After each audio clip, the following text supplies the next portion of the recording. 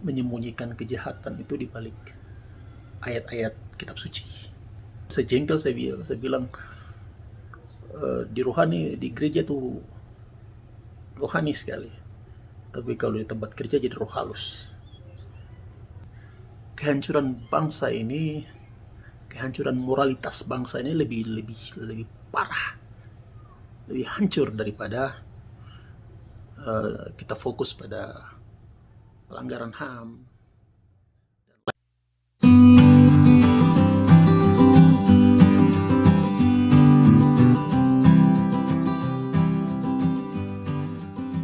Halo teman-teman muda Papua, dimanapun teman-teman berada. Saya ingin pada kesempatan ini mengajak teman-teman semua untuk kita berpikir lebih dalam mengenai persoalan yang terjadi di atas tanah Papua ini. Banyak slogan yang dimunculkan bahwa Papua itu tanah Injil, tanah damai. Papua ini tanah Kristen. Tetapi tidak bisa dipungkiri bahwa hal-hal yang kita lihat hari-hari maupun data statistik bahwa korupsi itu paling tinggi sekali di tanah Papua ini. Kenapa bisa begitu? Padahal ini tanah Injil, tanah damai, umat Kristen mayoritas. Jadi itu membuat saya kadang-kadang berpikir kenapa bisa begini gitu. Jadi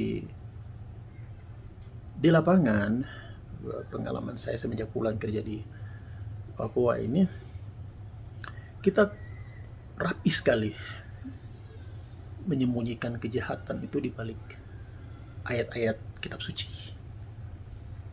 Rapi sekali, sehingga tidak kelihatan. Minta maaf, saya harus keras. Kita itu rohani sekali. Dalam gereja, ayat-ayat firman Tuhan sebatas di lidah.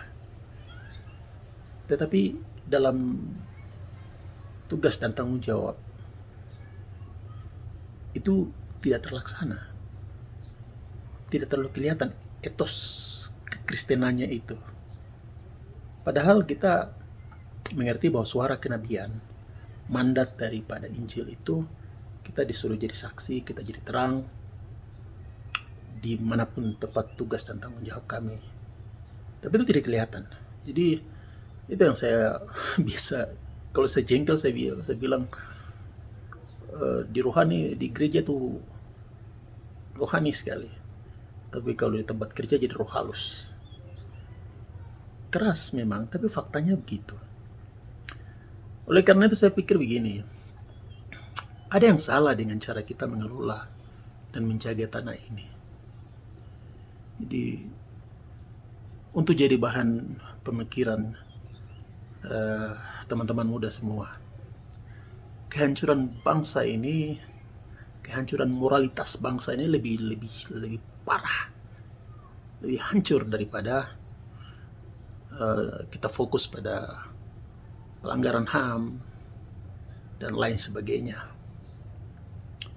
Nah, kita harus bangun diskusi ini maksudnya. Jadi bangun diskusi ini supaya kita bisa mampu melihat persoalan di atas tanah Papua ini secara holistik, secara keseluruhan, gitu. Supaya kita tidak ingin kita wariskan ke anak cucu kita dengan model-model seperti ini. Kalau model seperti ini kita hanya pertahankan, saya pikir sama sekali tidak akan perubahan, akan tetap begini terus. Itu hasil perenungan sih teman-teman. Jadi mari kita pikir bersama-sama, kita bangun diskusi. Ada yang salah memang mengenai cara kita melihat persoalan ini. Oke, mungkin itu saja teman-teman. Selamat berdiskusi. Salam.